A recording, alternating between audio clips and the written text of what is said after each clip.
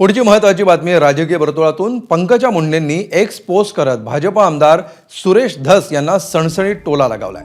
प्राजक्ता माळीबाबत केलेल्या विधानावर पंकजा मुंडेंनी भाष्य केलंय। यातून त्यांनी सुरेश धस यांना नाव न घेता टार्गेट केलंय।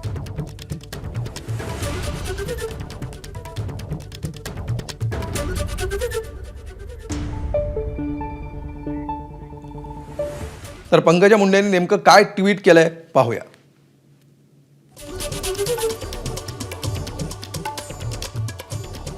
शक्तीशिवाय नकारात्मक ऊर्जेचा संहार होऊ शकला नाही, भावना कुठे आहेत?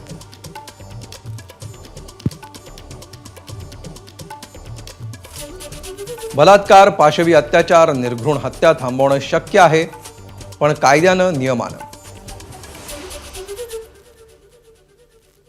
ते राहिलं बाजूला, नुसती चिखलफेक। दुर्दैवानं सॉफ्ट टार्गेट आहे ती स्त्री आणि तिचं सत्व।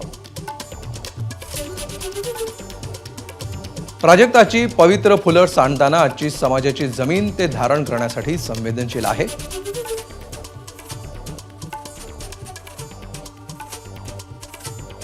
तरी एका शक्तीची दुसऱ्या शक्तीला आपसूक साथ मात्र राहावी, असंही पंकजा मुंडेंनी म्हटलंय। एबीपी माझा, उघडा डोळे बघा नीट।